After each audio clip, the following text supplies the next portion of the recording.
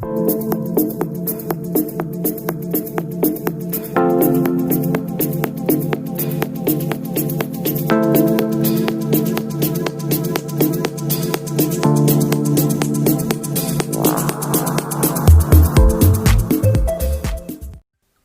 voilà les alevins de la dernière vidéo.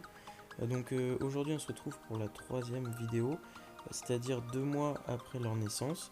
Ce qu'on peut voir là, donc ils venaient d'avoir environ une semaine, pour certains ils commençaient à nager.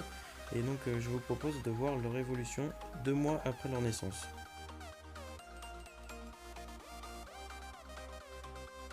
Donc voilà l'évolution des alevins. Comme j'ai dit précédemment, là ils ont actuellement 2 mois.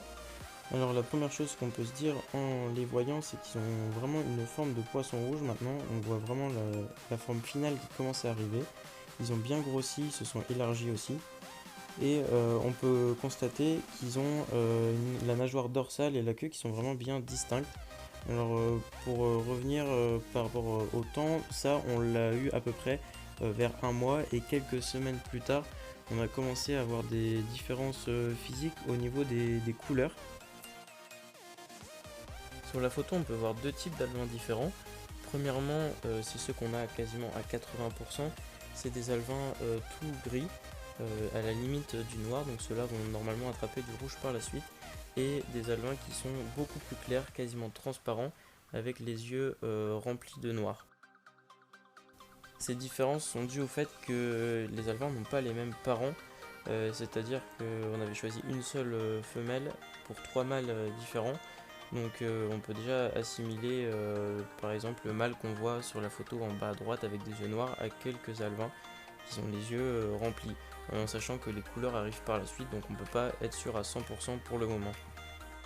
Au niveau de l'installation, on n'a pas beaucoup changé depuis, c'est-à-dire qu'on a toujours le bulleur qu'on a mis dans du coton pour limiter le bruit, qui est relié au filtre exhausteur. On a petit à petit augmenté le débit des bulles pour nettoyer plus facilement et faire nager un petit peu les alevins. L'aquarium reste identique. Et pour terminer, le néon. Pour revenir sur la nourriture, on avait prévu de leur donner des artémias, mais malheureusement ils n'ont pas trop aimé cette fois-ci. Du coup on a opté pour du jaune d'œuf cuit qu'on a donné en petite quantité. On donnait ça 2 à 3 fois par jour. Et on a arrêté d'en donner à partir du moment où ils étaient vraiment gonflés, quand l'eau commençait vraiment à se polluer et qui commençaient même peut-être à nager sur le côté tellement ils étaient gavés par cette nourriture.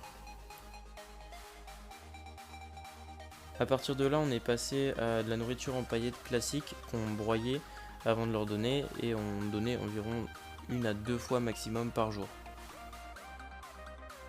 Pour des raisons d'adaptation à leur futur milieu et de croissance, on a commencé à leur donner de la nourriture de poissons de bassin qu'on a broyé très finement, et on donne ça en petite quantité, 1 à vraiment 2 fois maximum par jour. Le but c'est de ne pas les gaver parce que le changement de nourriture est quand même assez brutal.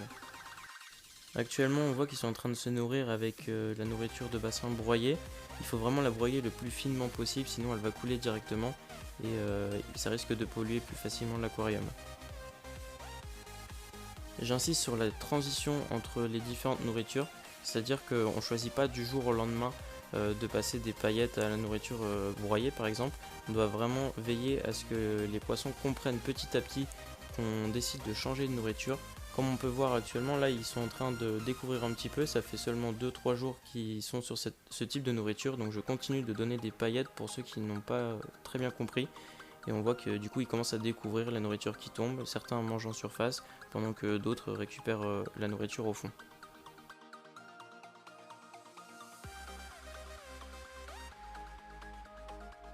Là on peut voir qu'ils commencent un petit peu à être serrés dans cet aquarium. Et la taille du bac est quand même un facteur limitant de la croissance, donc on a décidé de les passer de ce bac de environ 17 litres à un bac plus grand de quasiment 40 litres pour favoriser leur croissance et réduire le nombre de fois où on nettoie. Pendant la préparation de l'autre bac, on les a séparés et ça nous a permis de les compter. Donc pour rappel, on en avait compté environ 120 quand on les avait déposés dans l'aquarium précédent, et là on en compte 26. Donc c'est quand même une grande perte, mais qui n'est pas forcément significative d'un problème. Ça peut être dû à plein de petites choses qui s'accumulent, notamment des problèmes de vessie qui arrivent assez facilement. Pour la préparation du nouvel aquarium, on a décidé de mettre du substrat. Donc comme on voit, on commence par mettre le substrat le plus fin et après le plus gros. On a mis du substrat Manado. Et ses fonctions, c'est tout simplement de pouvoir mettre des plantes par la suite et de ramener une stabilité biologique avec des bactéries qui pourront se loger dedans. Ensuite, on remet le filtre exhausteur et les LED et on acclimate les poissons. On a décidé aussi de rajouter un petit peu de mousse de java pour commencer. Après 20 minutes d'acclimatation, les températures se sont stabilisées. On peut donc relâcher les alevins pour qu'ils découvrent leur nouvel environnement. Petite astuce, on vous conseille fortement de rajouter des petits poissons nettoyeurs comme par exemple des ancistrus. On en avait et c'est vrai qu'on a souvent tendance à en rajouter avec des petits alevins. C'est d'abord bénéfique pour eux parce qu'ils vont pouvoir commencer à grandir et à côté de ça ils vont pouvoir aussi manger le surplus de nourriture et nettoyer les décors. Alors il faut aussi faire attention à la taille, j'ai bien précisé des petits poissons nettoyeurs parce que des adultes seraient bien trop à l'étroit dans cet aquarium de 40 litres. Alors deuxième possibilité un petit peu plus originale, à la place des ancistrus on peut placer des crevettes bleues. On a choisi des bleus mais on pourrait mettre n'importe quel autre type de crevettes. Elles vont permettre de nettoyer comme les ancistrus tout le surplus de nourriture et les décors, les algues aussi. Et ça va permettre de ramener une petite touche d'originalité.